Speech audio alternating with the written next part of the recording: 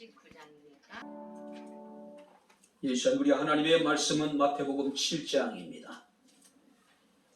15절 말씀부터 23절 말씀까지 마태복음 7장 15절부터 23절 말씀까지 제가 여러분들에게 봉독해 드리도록 하겠습니다. 거짓 선지자들을 삼가라. 양의 옷을 입고 너희에게 나오나 속에는 노력하는 일이라. 그들의 열매로 그들을 알지니 가시나무에서 포도를 또는 엉겅퀴에서 무화과를 따겠느냐.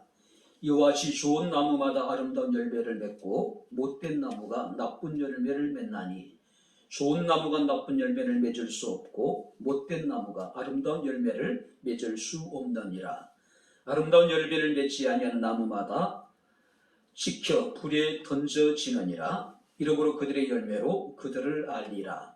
나더러 주여 주여 하는 자마다 다 천국에 들어갈 것이 아니요 다만 하늘에 계신 내 아버지의 뜻대로 행하는 자라야 들어가리라. 그날에 많은 사람이 나더러 이르되 주여 주여 우리가 주의 이름으로 선지자 노릇하며 주의 이름으로 귀신을 쫓아내며 주의 이름으로 많은 권능을 행하지 아니하였나이까 하리니 그때 내가 그들에게 밝히 말하되 내가 너희를 도무지 알지 못하니 율법을 행하는 자들아 내게서 떠나가라 하리라. 아멘. 기도하겠습니다. 자비롭고 은혜로우신 아버지 하나님, 하나님의 은혜와 사랑을 진심으로 감사를 드립니다. 오늘도 저희들에게 거룩한 주의 날을 허락하여 주시고 주의 사랑하는 귀한 성도들이 하나님의 은혜에 대한 감격으로 주를 예배하게 하시고 찬양하게 하시고 또 이 시간 주의 말씀을 청종할 수 있는 은혜를 베풀어 주심을 감사를 드립니다. 주의 말씀이 선포될 때에 주께서 우리의 마음의 문을 열어주시고 우리의 길을 여셔서 주의 말씀을 아멘 아멘으로 와닿게 하옵소서. 깨닫게 하옵소서. 예수님 이름으로 기도하옵나이다. 아멘. 할렐루야. 아멘. 일반적으로 사람들은 두 종류의 나무를 심습니다. 나무에서 피는 아름다운 꽃이나 잎사귀 또는 독특한 나무의 빛깔을 감상하기 위한 목적으로 우리는 관상수를 심습니다. 우리가 관상수를 키우기 위해서는 여러 가지 조건이 까다롭지요. 나무가 좋아야 하고 또 충분한 우리가 햇빛도 쬐줘야 되고 또 적당한 영양분도 끊임없이 공급이 되어져야 합니다. 그런데 관상수를 우리가 키울 때 많은 사람들은 그 나무의 수영에 많은 관심을 가지게 됩니다. 그래서 우리가 나무가 어렸을 때부터 우리가 수영을 잡아가지고 내가 나무를 이런 모양으로 키워야 되겠다. 끊임없이 가지치기를 해주고 우리 나무의 모양을 잡아줍니다. 그러니까 모양이 중요한 겁니다. 또 다른 하나는 먹을 수 있거나 유용한 열매를 우리가 얻기 위해서 심는 그 유실수가 있습니다. 그런데 이 유실수는 나무의 수영이 크든 작든 예쁘든 안 예쁘든 전혀 상관이 없습니다. 중요한 것은 싱싱한 열매만 잘 맺으면 되는 겁니다.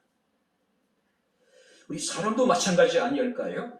보기에 참 아름다운 사람이 있습니다. 키도 크고 얼굴도 잘생기고 목소리도 좋고 또 인상도 좋고 반면에 어떤 사람들은 키도 작습니다. 얼굴도 못생겼어요. 참 볼품이 없는 사람도 있을 겁니다. 많은 사람들은 사람이 외모를 보고 그 사람을 판단해 버리지요. 그래서 예전에 이런 이야기가 있었죠. 키 크고 얼굴 잘생기면은 모든 것이 다 용서가 된다고. 반면에 다른 것을 다 용서해도 키 작고 얼굴 못생긴 것은 절대 용서할 수 없다라고 하는 이야기가 있기도 했습니다. 자, 그러나 우리 하나님은 어떤 분입니까? 우리의 마음의 중심을 보시는 하나님이십니다. 할렐루야. 우리가 사무엘상 16장에 보게 되면은 사무엘이라고 하는 국가 지도자가 베들레헴의 이새의 집을 방문하게 됩니다. 자, 사무엘이 이새의 집을 방문하게 된 목적이 뭐냐 하면은 하나님께서 내가 이새의 아들 중에서 한 왕을 보았다라고 말씀을 하고 계세요. 이새의 집에 찾아가서 이새의 아들 가운데 하나를 기름 부어서 이스라엘을 새로운 왕으로 세우라고 하는 명령이 있었습니다. 자, 이 사무엘이 이새의 집에 갔을 때에 이새의 아들들을 하나씩 불러냅니다. 마지가 누구냐면은 엘리압이라고 하는 인물입니다. 성경 말씀을 보게 되면 사무엘이 신중에 이르기를 여호와의 기름 부으실 자가 과연 여호와 앞에 있다. 사무엘이 보기에 이 이새의 맏아들인 이 엘리압이 딱 보니까 왕의 제목으로서 전혀 부족함이 없었던 거예요. 그래서 스스로 생각하기를 여호와의 기름 부으실 자가 과연 주님 앞에 지금 있다라고 이야기하고 있는 거죠. 그런데 주께서 말씀하시기를 바로 그의 용모와 키를 보지 말라. 내가 보는 것은 사람과 같이 아니하여 사람은 외모를 보거니와 나 여호와는 중심을 본다라고 말씀을 하고 있어요. 아미나답이 지나갔습니다. 하나님이 아니라는 거예요. 삼마가 지나갑니다. 하나님이 아니라는 거예요. 7의 아들이 다 지나갔지만은 하나님이 중심을 살피셨을 때에 이스라엘의 한 왕을 보셨다고 했는데 그 왕은 찾을 수가 없었죠. 그래서 이게 다냐고 묻죠. 그러자 막내가 있는데 지금 들에서 아버지의 양을 치고 있다라고 이야기를 하죠. 급히 그를 불러서 바로 하나님께서는 사무엘을 통해서 그에게 기름 부어서 이스라엘 새로운 왕으로 다윗을 세우시게 되죠. 하나님은 우리의 외모를 보시는 분이 아니라 우리의 중심을 보시는 하나님이십니다. 그런데 오늘 우리의 삶이 어떻습니까? 외모지상주의에 빠져 있는 겁니다. 정말로 자기의 속사람을 우리가 새롭게 하고 우리가 자신의 속사람을 아름답게 하려고 노력하기보다는 자신의 외모를 치장하는 데 급급한 거예요. 사람들은 그 외모를 보고 그 사람을 평가하고 그 사람을 판단해 버리는 겁니다. 자, 오늘 성경 말씀을 보게 되면 예수께서 갈릴리 근처에 있는 산에서 선포하신 산상수훈입니다. 전체적인 핵심의 내용이 뭐냐면 열매 맺으란 이야기예요. 당시의 유대 종교 지도자들은 율법과 전통을 내세우면서 철저하게 그리스도의 복음을 그들은 외면해버렸습니다. 그들은 입만 무성한 나무처럼 서로 어떤 열매도 그들의 삶 가운데 맺지 못하는 상황이 계속 되어지고 있습니다. 그래서 우리가 17절, 18절 말씀을 보게 되면 주님께서 말씀하시기를 좋은 나무마다 아름다운 열매를 맺고 못된 나무가 아름다운 열매를 맺을 수 없느니라. 좋은 나무가 나쁜 열매를 맺을 수 없고 나쁜 나무가 아름다운 열매를 맺을 수 없다고 말씀을 하고 있습니다. 그리고 20절 말씀을 보게 되면 이러므로 그들의 열매로 그들을 알리라. 한번 따라해 보시기 바랍니다. 그들의 열매로 그들을 알리라. 할렐루야. 자, 여기서 열매라고 하는 것은 영적인, 심리적인 어떤 결과를 의미하고 있는 거예요.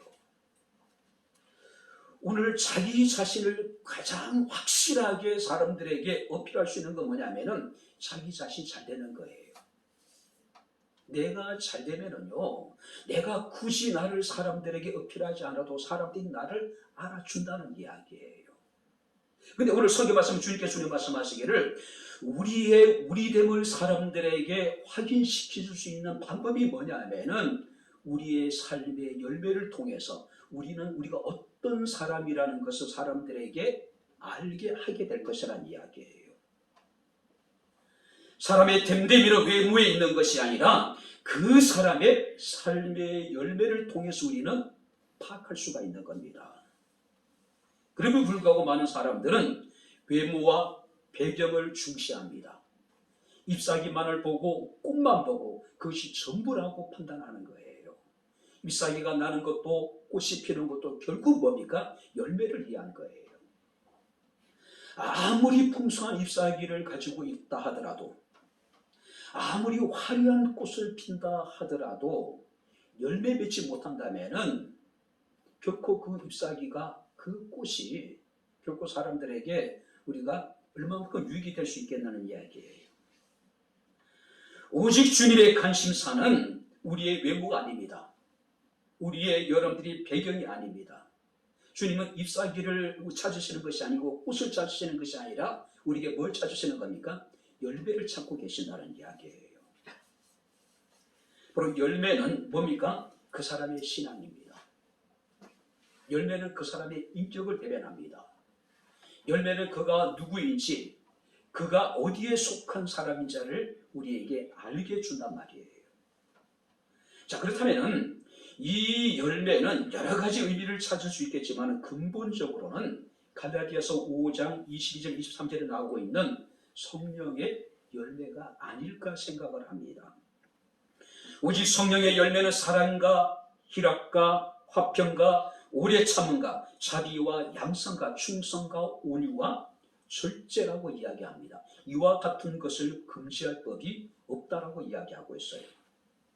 우리는 바로 내 삶의 열매를 통해서만 내가 참 하나님께 속한 사람인지, 내가 거짓된 사람인지를 분별할 수가 있다고 하는 사실이에요. 자, 그렇다면 우리가 아름다운 열매를 맺기 위해서는 무엇을 어떻게 해야 될 것인가? 우리가 주의 말씀을 살피면서 우리가 함께 은혜를 나누도록 하겠습니다. 자, 먼저 한번 15절 말씀을 우리 다시 한번 같이 읽겠습니다. 거짓 선지자들을 삼가라. 양의 옷을 입고 너희에게 나오나 속에는 노략질하는 일이다. 주님께서 먼저 경계하고 있는 것이 뭡니까? 의식이에요. 거짓 선지자들의 특징이 뭐냐 하면은 그들은 양의 옷을 입고 있지만은 실상은 그들은 노략질하는 일이라고 하는 거예요. 쉽게 이야기하면은 겉다르고 속이 다르다는 이야기예요. 주님께서 지금 경계하고 있는 것이 바로 뭐냐면은 거짓 선지자들의 어떤 이중성을 말하고 있는 겁니다. 물론 이것은 우리들도 마찬가지예요. 예수께서는 이중성에 대해서 끊임없이 바리새인들을 책망하고 서기관들을 책망하시면서 외식하는 자들이라고 그들에 대해서 말씀하고 계십니다. 그들은 겉은 굉장히 경건했어요. 그러나 실상 그들의 삶은 방탕하게 거지 없었다는 이야기예요. 회당과 큰 거리에서 나팔을 불고 그들은 구제를 했습니다. 큰 거리에서 또 여기에 서서 그들은 기도합니다. 일주일에 2번을 여러분들이 금식하기도 하고 금식하는 동안에 얼굴을 흉하게 하고 슬픈 기색을 띠고 사람들이 자신이 금식하고 있는 것을 알게 하는 겁니다. 사랑하는 거예요. 철저하게 사람들에게 보이기 위한 신앙이에요. 주님께서 마태복음 23장 3절 4절 말씀을 보게 되면은 이런 바리새인들에 대해서 이렇게 말씀하십니다. 그러므로 무엇이든지 그들이 말하는 바는 행하고 지키라.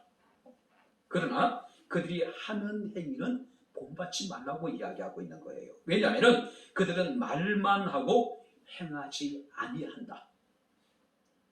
뿐만 아니라 그들은 무거운 짐을 묶어서 사람들의 어깨에 씌우기도 합니다. 그렇지만은 정작 자기 자신은 손가락 하나 움직이려고도 하지 않는 거예요. 저들이 무엇이든지 말하는 것은 행하고 반드시 지키라고 이야기하고 있습니다. 그러나 저들이 행하는 것은 본받지 말라는 이야기예요. 말만 뻔질을 하게 한다는 이야기예요. 그래서 사람들에게 짐은 지우되 자기 자신은 손가락 하나 움직이지 않는다는 이야기예요. 그래서 주님께서는 화 있을진저 외식하는 서기관들과 바리새인들이라고 이야기를 하고 있는 겁니다. 정말 우리가 바른 신앙의 열매를 맺기 위해서는, 정말 우리가 아름다운 열매를 맺기 위해서는 먼저 거짓과 외식을 우리가 배격을 해야하는 이야기예요. 해야 된다는 이야기예요. 가면현상이라고 하는 책이 있습니다. 그 가면현상에 보게 되면 이런 이야기가 있어요. 사회적으로 존경받는 지위와 신분에 이르렀음에도 불구하고 끊임없이 스스로에게 이것은 나의 참모습이 아니다라고 생각하는 겁니다. 자기 자신이 언제 자신의 가면이 벗겨질지 모른다는 늘 두려움과 공포에 사로잡혀 있는 사람이 망상에 시달리는 현상이라고 이야기를 하고 있어요. 가면 현상이라는 것이. 일반적으로 이 가면 현상에 가장 시달리는 사람들이 누구냐면은 의사들, 변호사들, 국회의원들, 또 대기업의 주역들이라고 이야기를 해요. 저는 목회자도 마찬가지인 것 같아요. 일반적인 모든 사람들이 마찬가지인 것 같아요. 겉으로 보기에는 대단한 것 같은데, 겉으로 보기에는 뭔가 안정되어 있는 것 같은데, 실상은 가면 현상에 시달리고 있는 거예요. 언제 자신의 가면이 벗겨질지 늘 불안하는 겁니다. 초조해하는 거예요. 노심초사하는 겁니다. 성경 오늘 우리에게 이렇게 말씀하고 있습니다. 거짓 조사들을 삼가라. 그들은 거짓의 가면을 쓰고 지금 너희에게 나오고 있다는 이야기예요. 그들은 겉다르고 속 다르다는 이야기예요. 특별히 여러분 여기서 삼가하라고 하는 이야기는 경계해라. 그들에게서 마음을 돌리라. 거짓된 것을 경계하고 위선된 것으로부터 우리의 마음을 돌이키라는 이야기예요. 근데 중요한 것은 이것은 끊임없이 반복해서 우리가 해야 될 일이라는 거예요. 교회 밖에 있는 사람들이 하나같이 교회 안에 있는 사람들에 대해서 뭐라고 이야기합니까? 말쟁이라고 이야기합니다. 말만 뻔질하게 하고 전혀 행하지 않는 사람들이라고 이야기하고 있는 거예요. 뭘 말합니까? 거짓이란 이야기예요. 위선이란 이야기예요. 우리 오늘도 주님 앞에 나와 예배를 드립니다. 찬양을 합니다. 기도를 하고요. 우리 스스로 생각하기를 내가 경건의 삶을 살아가는 것 같습니다. 그런데 우리는 불안해하고 초조해하는 거예요. 노심초사하는 거예요. 왜? 이 가면이 언제 벗겨질지 모른다는 두려움에 우리가 사로잡혀 있는 거예요. 비슷한 이야기 같기도 한데요. 제가 목회를 하면서 가장 두려웠던 것이 뭐냐면은 만약에 누군가가 나의 속에 있는 모든 것을 다 살펴본다면은 못 살 것 같아요. 두려움이 엄습해요. 공포를 느끼는 거예요. 제가 전도사 때에 그 교회가 붕괴를 했습니다. 대구에서 목회를 하시는 목사님인데 이 목사님은 나병 환자였어요. 속도에 가셨다가 치료를 받고 이제 나와서 목회를 하시는 분이에요. 근데 이제 저는 전도사였기 때문에 이게 붕괴하기 전에 이제 주비 찬양을 인도하고 또 기도를 했어요. 근데 목사님이 이제 붕괴를 인도하시면서 그 얘기를 하시는 거예요. 영적인 투시할 수 있는 능력이 당신에게 있다는 이야기예요. 사람들이 앉아있으면 저 사람들이 지금 속에 무슨 생각을 하고 있는지 다 보인다는 거예요. 온갖 더럽고 추잡하고 막 그런 얘기를 하시는데 그 붕괴 내내 얼마나 마음이 두근거리고 불안하고 초조하고 그 목사님이 저랑 눈을 마주칠 때마다 두려운 거예요. 왜? 제 속에 있는 것을 다 꿰뚫어 보시는 것 같고. 어차피 많은 사람들은 이런 가면 현상에 사로잡혀 있는 거예요. 이 가면 현상에 지금 시달리고 있는 거예요. 언제 자신의 실체가 드러날지 모른다는 그 두려움. 언제 자신의 가면이 벗길지 모른다는 그런 두려움에 우리가 사로잡혀 있는 거예요. 주님께서 우리에게 말씀하십니다. 화 있을진저 외식하는 서기관들과 바리새인들이여. 주님께서 오늘 우리에게 말씀하신 건 뭡니까? 위선의 가면을 벗어버리라는 이야기예요. 거짓의 가면을 벗어 던져버리라는 이야기예요.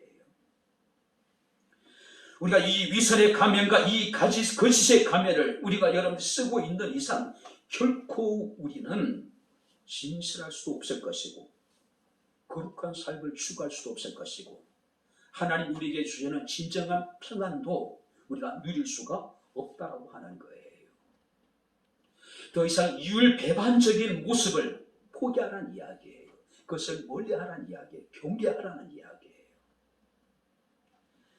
비록 어렵고 힘들지만은 때로는 그것으로 인해 가지고 우리가 사람들에게 상대적으로 피해를 볼지 모르지만은 하나님 우리에게 원하시는 건 뭡니까? 진실한 마음이에요. 우리의 겉과 속이 한결같은 것을 의미하고 있는 거예요. 주님께서 찾으시는 것은 바로 그런 우리의 마음이에요. 우리 아름다운 좋은 열매를 맺기 위해서는 무엇보다도 거짓의 가면을, 위선의 탈을 벗어야 된다는 거죠. 두 번째는 뭡니까? 21절을 우리 다시 한번 같이 읽겠습니다. 나더러 주여 주여 하는 자마다 다 천국에 들어갈 것이 아니요 다만 하늘에 계신 내 아버지의 뜻대로 행하는 자라야 들어가리라. 하늘에 계신 아버지의 뜻대로 행하는 자가 아름다운 열매를 맺을 수 있을 것이라는 이야기예요. 거짓 선지자들은 자신의 삶 속에서 좋은 열매를 맺지 못합니다. 자, 그래도 불구하고 그들은 끊임없이 주여 주여 부르고 기도합니다. 그들은 주여 주여 부르면서 주님과의 어떤 친밀한 관계를 다른 사람들에게 보여주려고 노력을 해요. 근데 성경 주님께서 우리에게 말씀하시기를 뭐라고 말씀을 하고 있습니까? 주여 주여 하는 자마다 천국에 들어갈 것이 아니라고 이야기를 해요. 오직 하늘에 계신 내 아버지의 뜻대로 행하는 자라야 들어갈 수 있다라고 우리에게 말씀하고 있음을 우리가 보게 됩니다. 주여 주여 하는 이 신앙적인 이 행위가 우리의 영혼을 구원하지 못한다는 이야기예요. 우리의 영혼의 안전을 책임져 주지 못한다는 이야기예요. 근데 사람들은 착하게 사로잡혀 있는 거예요.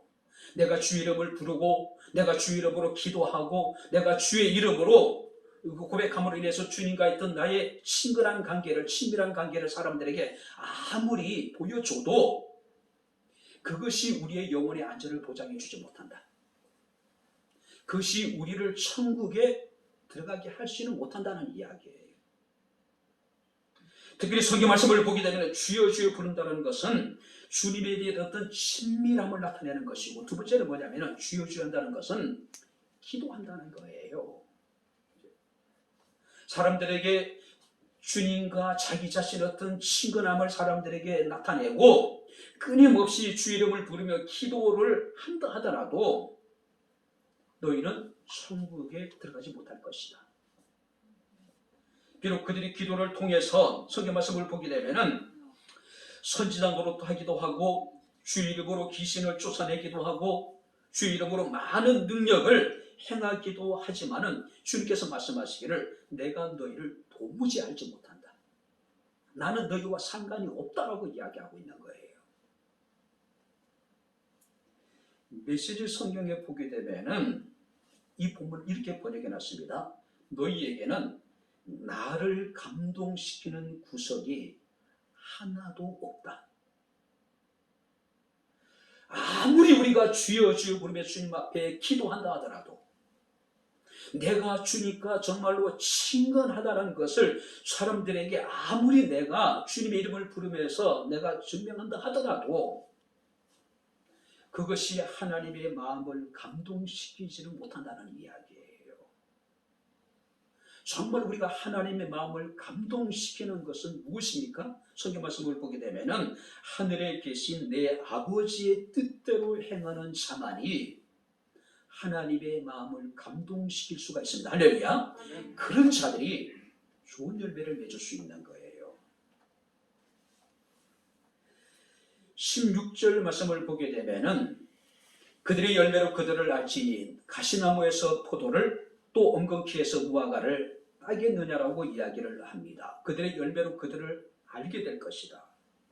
이 본문을 유진 피터슨의 메시지 성경에 보게 되면 이렇게 번역해 놨습니다. 카리스마에 감동할 것이 아니라 그들의 성품을 보아라. 설교자의 말이 아니라 그 사람의 됨됨이를 보아라. 그들의 열매로 그들을 너희가 알게 될 것이다. 많은 사람들은 카리스마에 감동을 해요. 와, 우리 목사님이 정말로 파워가 있고 능력이 있고 카리스마가 있어. 참 우리 목사님 참된 주의 종 같아. 카리스마에 감동할 것이 아니라 그 사람의 성품을 먼저 보라는 이야기예요. 설교자의 말이 아니라 그 설교자의 일상생활 속에서의 됨됨이를 보라는 이야기예요. 그래서 성경 우리에게 말씀하시기를 그들의 열매로 그들을 알게 될 것이라고 이야기합니다. 우리가 사람을 아는 것은 그 사람의 성품을 통해서 그 사람의 됨됨이를 통해서 우리가 그 사람이 어떤 사람인가를 알 수 있는 것이지, 그가 가지고 있는 카리스마라든지 그의 어떤 달변이라든지 그의 외모나 배경에 있는 것이 아니라는 이야기예요. 아무리 우리가 카리스마를 가지고 있고 뛰어난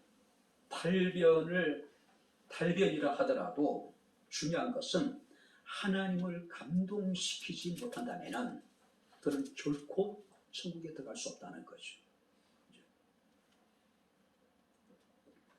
하나님의 나라는 놀라운 기적적인 행위나 카리스마적인 은사에 있지 않고 오직 하나님의 뜻을 행하는 데 있다는 사실을 기억하시기 바랍니다. 할렐루야.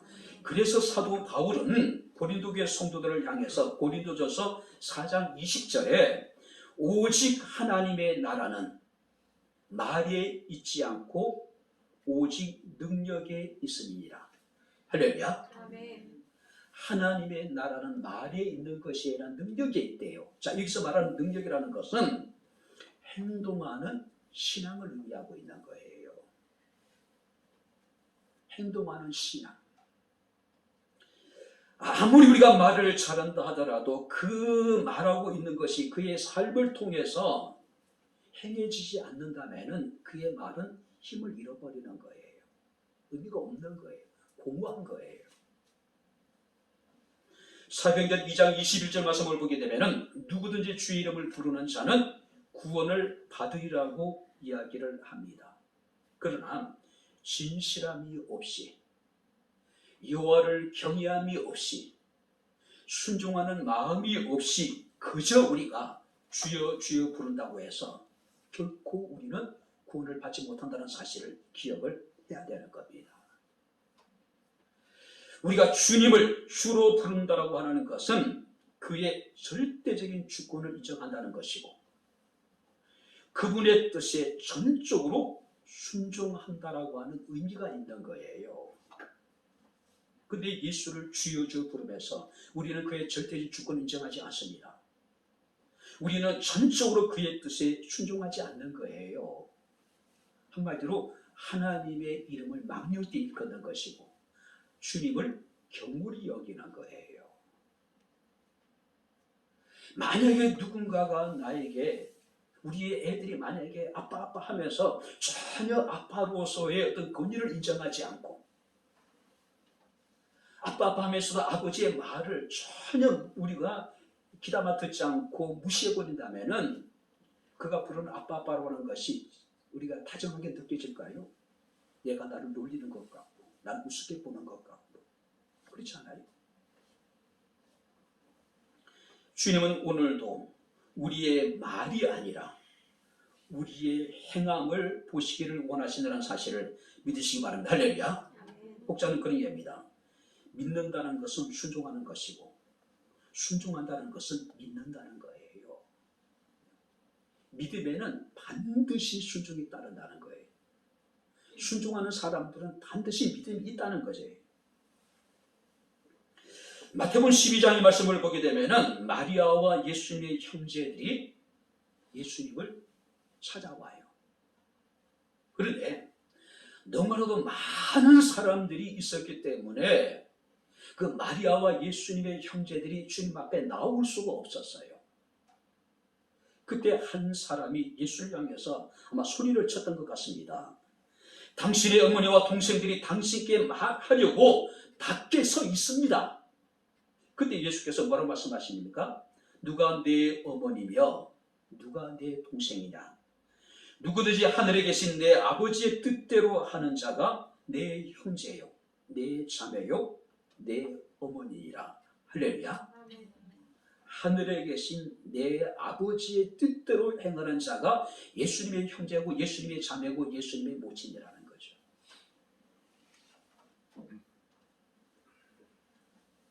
야고보서 1장 22절에 너희는 말씀을 행하는 자가 되고 듣기만 하여 자기를 속이는 자가 되지 말라고 이야기를 합니다. 야고보서 2장 22절 말씀을 보게 되면은 믿음이 그의 행함과 함께 일하고 행함으로 믿음이, 한번 따라해 보시기 바랍니다. 온전하게 되었느니라. 우리의 믿음을 온전하게 하는 것은 뭐랍니까? 우리의 신앙의 고백이 아니라 우리의 행함이에요. 행함이에요. 야고보서 2장 26절 말씀을 보게 되면은 영혼이 없는 몸이 죽은 것 같이 행함이 없는 믿음은 죽은 것이다. 그래서 야고보서 2장 18절에 보면 이런 이야기가 있습니다. 너는 믿음이 있고 나는 행함이 있으니 내 믿음을 내게 보이라. 나는 행함으로 내 믿음을 내게 보이리라. 자, 여기 보시기 바랍니다. 너는 믿음이 있고 나는 행함이 있는데 내 믿음을 내게 보이라. 나는 행함으로 내 믿음을 너에게 보이겠다고 이야기를 하고 있어요. 아무리 우리가 주여 주여 하고 주님과 친밀한 관계를 갖고 있다 하더라도, 우리가 주의 이름으로 기도하여 선지자 노릇을 하기도 하고 많은 능력을 행하고 귀신을 쫓아낸다 하더라도 실제적인 우리의 삶을 통해서 행함으로 내 믿음을 우리가 증거하지 않으면 그 믿음은 헛된 거예요. 그래서 행함이 없는 믿음은 죽은 것이라고 이야기하고 있는 겁니다. 그래서 오늘 24절 말씀을 보게 되면 누구든지 나의 이 말을 듣고 행하는 자는 그 집을 반석 위에 지은 지혜로운 자라고 이야기하고 있습니다. 주의 말씀을 듣고 하늘에 계신 아버지의 뜻을 행하는 사람들은 성경 말씀 보니까 지혜롭다는 거죠. 이런 사람들이 아름다운 많은 열매를 맺을 수가 있다고 하는 사실입니다.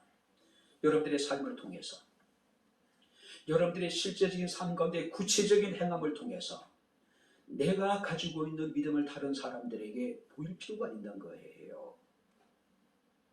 안디옥 교회 성도들이 비로소 그리스도인이라 칭함을 받았더라. 우리가 그리스도인으로서 사람들에게 인정을 받는 것은 우리의 신앙의 고백이 아닙니다. 열정적인 우리의 기도가 아니에요. 찬송이 아닙니다. 예배가 아니에요. 뭐예요?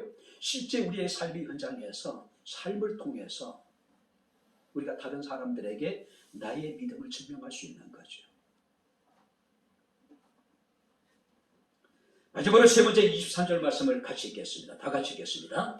그때 내가 그들에게 밝히 말하며 내가 너희를 도무지 알지 못하니 불법을 행하는 자들아 내게서 떠나가라 하리라. 불법을 행하는 자들아 내게서 떠나가라. 불법을 버리라. 불법을 멀리하라. 자, 여기서 불법을 행한다라고 하는 것은 불법을 거래하는 자들아 내게서 떠나라. 불법을 거래하는 자들. 자, 주님께서는 이런 자들에게 내게서 떠나라고 이야기를 하고 있어요. 자신의 이익을 위해서 불법과 거래를 하는 사람들, 불법으로 거래를 하는 사람들, 이런 사람들 내게서 떠나라고 이야기를 합니다. 뿐만 아니라 우리에게 불법을 거래하는 자들에게서 떠나라고 지금 우리에게 경계하고 계신 거예요.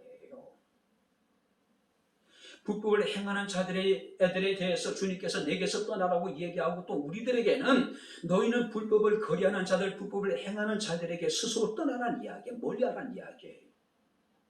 왜냐하면 내가 너희를 도무지 알지 못한다. 자, 이게 도무지 알지 못한다는 이야기는 결코 무엇이 아니다. 아주 강력한 부정이에요. 강력한 부정이에요. 쉽게 이야기하면 나는 너희와 전혀 관계가 없다. 그들은 주여 주여 부르면서 주 이름으로 기도합니다. 주님의 이름을 부르면서 주님 같은 친밀한 관계라는 것을 사람들에게 과시해요. 주 이름으로 선자 노릇하고 주 이름으로 귀신을 쫓아내고 주님의 이름으로 많은 능력을 행해요. 그럼에도 불구하고 주님께서 말씀하시기를 나는 너희와 전혀 관계가 없다. 내게서 떠나라. 너희는 이런 자들에게서 떠나라고 이야기를 하고 있는 거예요. 특별히 성경 말씀을 보니까 떠나라는 이야기는요, 아주 강력한 명령형인데, 영원한 분리, 영원히 불법을 행하는 자들과 불법을 거리하는 자들과는 떠나라. 영원히 떠나라. 영원히. 자, 여기서 영원한 분리를 말하는 이유가 뭐냐면은 주님은 죄와는 관계가 없으신 분이죠. 주님은 죄를 알지도 못하시는 분이라고 성경에 말씀을 하고 있습니다. 그가 불법을 행하는 자들에게 내게서 영원히 떠나라. 그가 오늘 우리에게 말씀하시기를 너희는 불법을 행하고 불법을 거리하는 자들에게서 영원히 분리해라. 분리해라. 그렇다면은요, 고린도전서 10장 3절 말씀을 보게 되면 또 누구든지 하나님을 사랑하면 그 사람은 하나님이 알아주시느니라.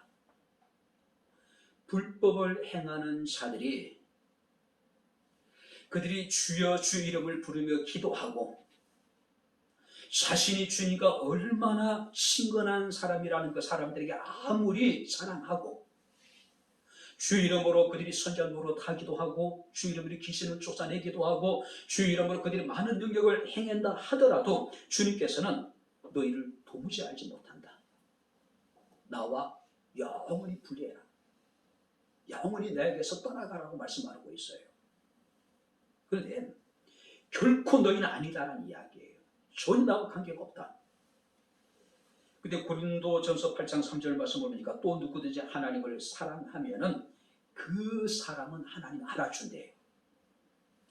하나님을 사랑한다는 것은 어떤 의미일까요? 하나님의 뜻을 우리가 순종하고, 그죠? 우리가 불법을 떠나서 진리를 추구하면은 하나님이 그런 사람들은 알아준대요. 그런 사람들 알아준대요. 근데 주여 주여 말만 하고 주님 이름으로 기도하고 아무리 많은 능력을 행하고 귀신을 쫓아내고 선자 노릇해도 그런 사람은 도무지 알지 못한다. 전혀 그런 사람 나와 관계가 없다. 여기서 불법을 행하는 자들이라고 말하고 있습니다. 이 불법이라는 것은 하나님의 뜻을 거스리는 모든 것들, 하나님의 뜻에 부합하지 않는 모든 우리의 행하는 것들이 다 불법이에요. 다 불법. 믿음으로 행하지 않는 것이 다 불법이에요. 사랑으로 행하지 않는 것이 다 불법입니다. 하나님의 영광을 위한 것이 최종적인 목적이 아닌 모든 것이 다 불법이에요. 그래서 바울은 먹고 마시는 것조차도 가장 기본적인 것들이잖아요. 이것조차도 하나님의 영광을 위해서 하라는 거예요. 우리가 살더니 죽더니 가장 중요한 문제, 이것조차도 다 하나님의 영광을 위한 것이 목적이 되어야 된다는 거죠. 가장 기본적으로 먹고 마시는 것부터 시작해서 죽고 사는 문제에 이르기까지 모든 것을 우리가 행할 때에 다 하나님의 영광을 위하여 하라. 하나님의 영광을 위하여 하지 않는 것이 다 불법이라는 거죠. 특별히 성경 말씀을 보게 되면은 예수께서는 우리에게 말씀하시기를 열매부터 말씀하시는 것이 아니라 중요한 것은 너희가 좋은 나무가 되라.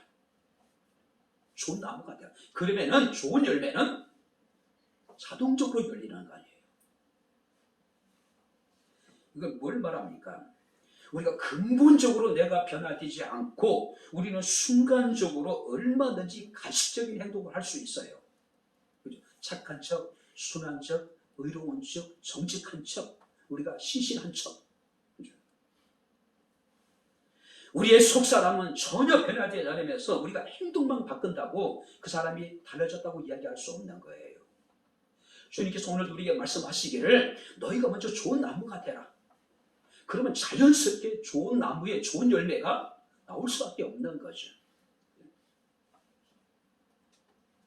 자, 그러기 위해서는 우리가 좋은 환경이 필요하겠죠. 성경 말씀 우리에게 말씀하시 불법을 행하는 자들에게 떠나라. 그들과 영원히 너희는 불의에 있어라. 불의에 있어라.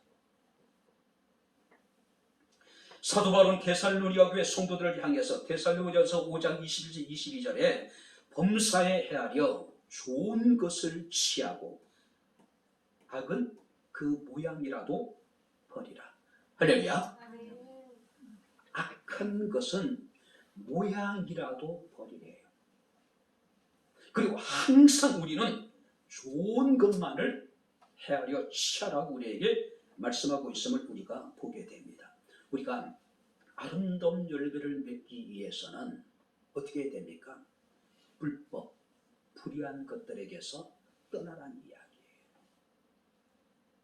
아무리 우리가 기도하여 능력을 얻는다 하더라도 신비한 환상을 보고 또 우리가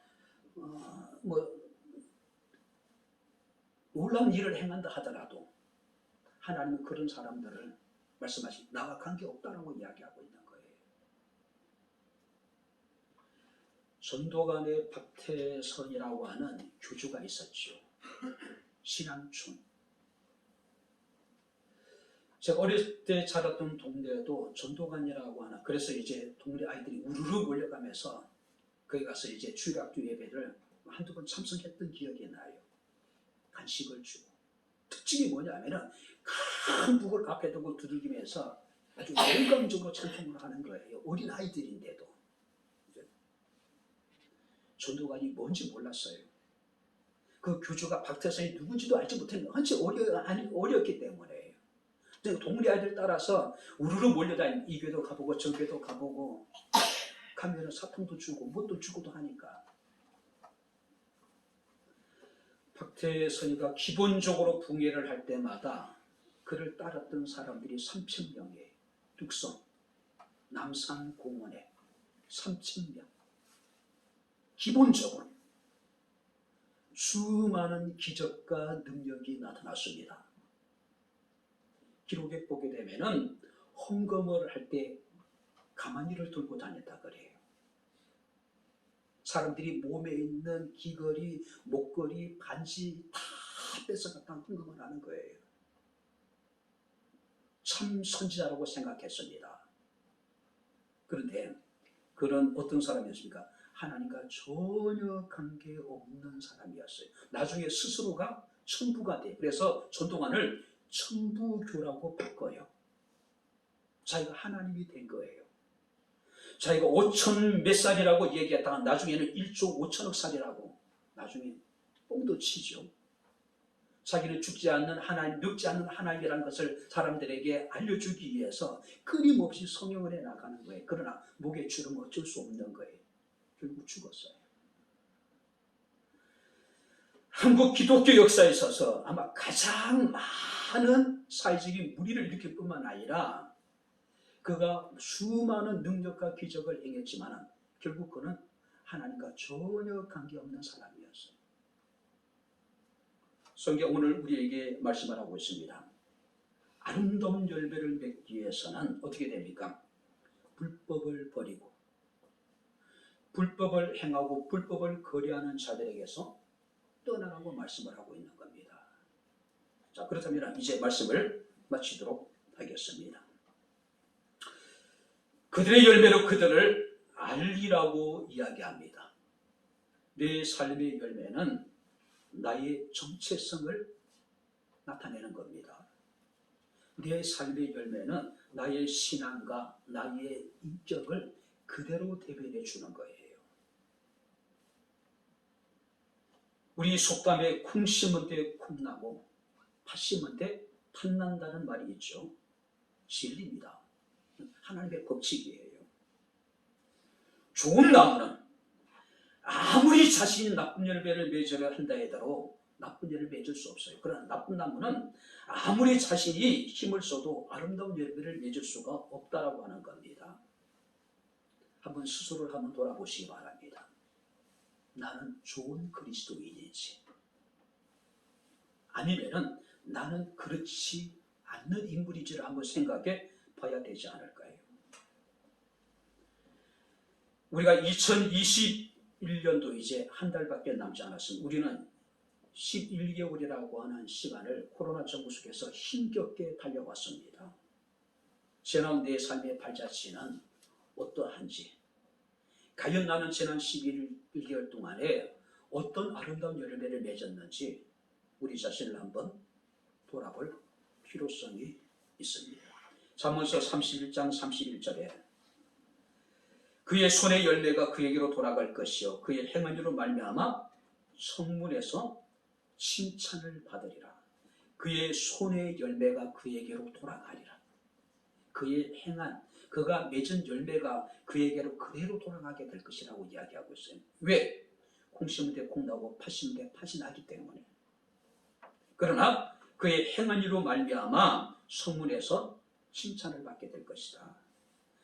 이사야 3장 11절 말씀 보니까 악인에게는 화가 있으리니 그의 손으로 행한 대로 그가 보응을 받게 될 것이라고 말씀을 하고 있습니다. 이제 말씀을 마칩니다. 창세기 26장에 보게 되면은 이삭이 그들을 위하여 잔치를 베풀매 그들이 먹고 마시고 아침에 일찍 일어나 서로 맹세한 후에 이삭이 그들을 보내며 평안히 갔더라. 자, 이게 보세요. 이삭이 그들을 위해서 잔치를 베풀고 그들이 이삭에게서 평안히 돌아갔다. 그들이 누굽니까? 그랄 사람들이에요. 이삭이 우물을 팔 때마다 쫓아와서 그 우물을 메꿔버린 사람들이에요. 이삭을 자신의 땅에서 내쫓아버린 사람들이에요. 근데 그들이 이제 군대 장관을 데리고 그랄 왕이 이삭을 찾아와요. 근데 자신이 우물을 메꾸고 자신을 그 땅에서 쫓아냈던 그들을 위해서 잔치를 베풀고 그들이 먹고 마시고 편안하게 쉬다가 그들이 평온한 가운데 다시 돌아가게 만들어줘요. 자신의 원수와 같은 사람들이었습니다. 그러나 그들에 대해서 이삭은 호의를 베풀어요. 사랑을 베풉니다. 어떻게 잔치를 베풀어줘요. 그들이 평안히 돌아가게 만들어줘요. 놀라운 것은 그랄 왕이 이삭에 대해서 함께한 사람들 이삭에 대해서 뭐라고 하냐면은 여호와께서 너와 함께 계심을 우리가 분명히 보았다. 할렐루야. 뿐만 아니라 이제 너는 여호와께 복을 받은 자니라. 무슨 얘기예요? 이삭은 자신의 열매를 통해서 그가 온전한 하나님의 사람임을, 그가 하나님께 복을 받은 사람임을 이 그랄 사람들에게 확증시켜 줬다는 이야기예요. 바랍니다. 그들의 열매로 그들을 알리라. 우리의 열매로 우리의 존재를 사람들에게 알게 해주란 이야기예요. 나의 정체성, 내가 누구에게 속했고 나의 인격, 나의 신앙이 어떠한지를 사람들에게 알게 해주란 이야기예요. 거짓과 외식의 가면을 벗어버리고 오직 하나님의 뜻을 행하고 불법을 멀리하는 것이 아름다운 열매를 맺는 방법이라고 우리에게 말씀을 하고 있습니다. 아름다운 열매를 통해서 하나님이 나와 함께 하심을 다른 사람 가운데 증거하고 우리가 여호와께 속하며 여호와께 복을 받은 사람이라는 것을 많은 사람들에게 밝히 드러낼 수 있는 바로 저와 여러분들의 삶이 될 수 있기를 주의 이름으로 축원합니다. 기도하겠습니다. 하나님 아버지, 하나님의 은혜와 사랑을 진심으로 감사합니다. 그들의 열매로 그들을 알리라 했는데 과연 나의 삶의 열매를 통해서 다른 사람들에게 하나님께 내가 어떻게 비춰졌는지를 다시 한번 고민할 수 있는, 생각할 수 있는 귀한 시간이 되기를 원합니다. 거짓과 위식에 가정스러운 탈을 벗어버리게 하시고 오직 하나님의 뜻을 행하고 불법을 멀리함으로 아름다운 열매를 맺게 하셔서 주의 기쁨이 되기를 원합니다. 많은 사람 가운데 여호와께서 우리 가운데 함께 하심을 분명히 알게 하시고 우리로 하여금 여호와께 속한 자로서 여호와께 복을 받은 자임을 알게 하옵소서. 예수님 이름으로 기도하옵나이다. 아멘. 이제는 우리 주 예수 그리스도의 은혜와 하나님의 크신 사랑과 성령님의 교통 교진의 제 충만 역사 인도하심이 아름다운 선한 열매를 통해서 우리가 하나님께 속한 자임을, 우리가 하나님의 은혜를 입은 자임을 많은 사람 가운데 분명히 알게 하기를 원하는 주의 사랑하는 모든 성도들 머리머리 위에 저들의 가정과 직장과 사업장과 이 교회와 이 나라 이 민족 위에 지금부터 영원토록 함께 있을지어다. 아멘.